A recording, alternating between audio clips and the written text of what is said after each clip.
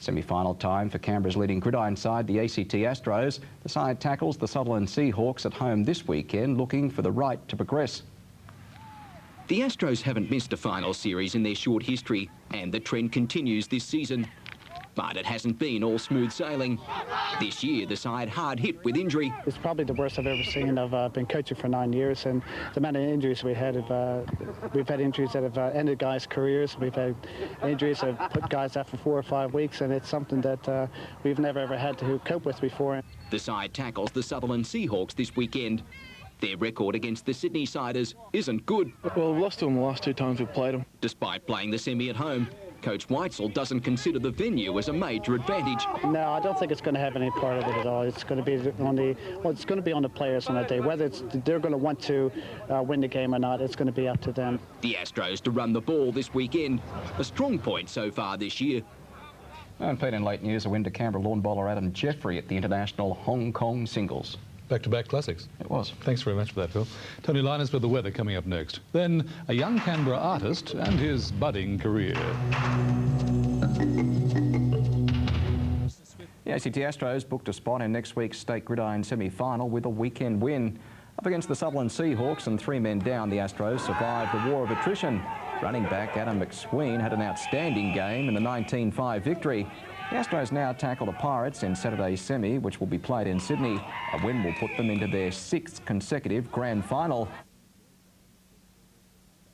The final effort after learning their game has been scheduled for Sunday. With a number of players coming from strong religious backgrounds, the side applied to play the match on Saturday. That application turned down by the league.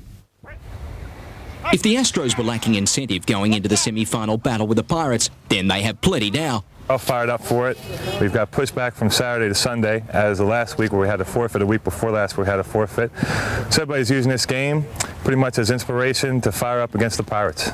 It's not the first time the league has denied an ACT request, and after 6 grand final appearances from 6 years in the competition, the tall poppy syndrome is apparent. Sundays, you know, people have religious commitments and whatnot. We lose a few players through that. So it's a great inconvenience for us. Coming off a great win last weekend, the Astros are set to use the inconvenience to their own advantage. We were guaranteed earlier in the year the game was going to be on the Saturday. They've moved it to Sunday. At first it was an inconvenience, but I think now it's provided more inspiration to the team. A win will put the Canberra side into yet another grand final. A loss, it would seem, just what the State League is hoping for. For only the 3rd time in 30 years, an ACT Bowls team has taken out the Australian Pairs Championship. John Bezier and David Gillespie from the Tuggeranong Club took out the title in Perth yesterday, downing the next and the Astros to send their coach out on a winning note. This will be my last game as the head coach of the ACT Astros. For 15 years, they've informed and entertained. Now in a special premiere, take a last look at their most memorable moments. For a 5th straight win tonight, they tackle Perth at the Palace without import Kenny Harris. Got some scoring punch. It's been quite some time since the Cannons have posted 5 wins on the trot. Yeah, I think I was looking back, I think it's been 2 or 3 years that we've actually put 5 or so together. I think that record was 8. Tonight they get the chance to continue a winning roll. Down 1 American, this is perhaps their biggest test to date. Well, I certainly would have liked to have played them with a couple of wins under their belt, because then they mightn't have been as hungry as what they're going to be. The Wildcats also had their share of injury concerns going into the match, with a starting 5 to be finalised. Yeah, you know, they haven't had the ideal preparation either, so, you know, it's probably two battled teams at the moment, sort of going head to head. The Capitals playing the curtain raiser, currently in a battle with the Adelaide Lightning. The Canberra Cosmos could face action from the Australian Players Association following the sacking of 5 players earlier this week. The side ready to bounce back this weekend after the toughest week in club history. The Cosmos get their chance to prove a point to the many knockers and former coach Raleigh Rassick this weekend. Their clash with Wollongong the perfect platform. The game could be their one and only TV encounter this season. You know, the boys are itching to get down there, and being a regional derby, as they say, we're looking forward to it. Tony Brennan and Norman Kelly have worked hard to turn things around in a short space of time this week. Pressure's gone off and it's gone straight on again. You know, we've lost 7 in a row. We've got to get a result. Today, more trouble for the Cosmos with the 5 players cut on Wednesday by the club in contact with the Players Association.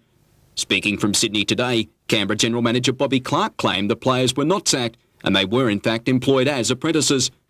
The remaining options for the players involved: do the right thing by the club and train on until required, or look to the extreme. It was a good experience. Ivan Selleck returns for the sides clash on Sunday. PJ Roberts is yet to sign with the club. He will trial with the youth team this weekend.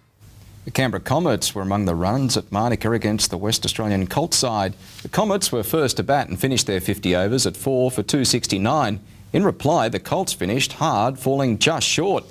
Comets got off to a flying start after winning the toss. Ian Garrity was outstanding, knocking up 109 in his time at the crease, with Peter Solway finishing with a punishing 90. It was a big task for the Westerners, but they toughed it out late. The ACT Astros go into this weekend's Gridiron Grand Final with added incentive. Coach Mike Weitzel set to call it quits. The Astros record speaks for itself. They've failed to miss a grand final in 5 years, and Coach Mike Weitzel has been there all the way. This weekend he'll step down, the side with plenty of incentive going into the match. The New South Wales has been trying tactics all year long to try to destabilise us, and if anything, it's brought us closer as a team. The Astros came through last week's semi with a number of injury problems, and that won't help their cause. The other concern, the loss of star performer Adam McSween. Our tough-running fullback who's getting married on Saturday, and a couple other guys are missing due to commitments they made before the season started, before New South Wales decided to change the schedule. So the Astros boast a good record against Bondi and will start the match a warm favourite. Kick-off tomorrow at TG Milner Field in Sydney, set down for 3 o'clock. And local racing action tomorrow turns to Adamittaby and the running of the Cup. Late mailman Michael Heath has sorted them out for us. In the Cup, race 4, horse 3, Mon Clown. In Sydney, race 4, horse 3, Maccabayan. And Pete, that's the sport. Terrific, Phil. Good weekend.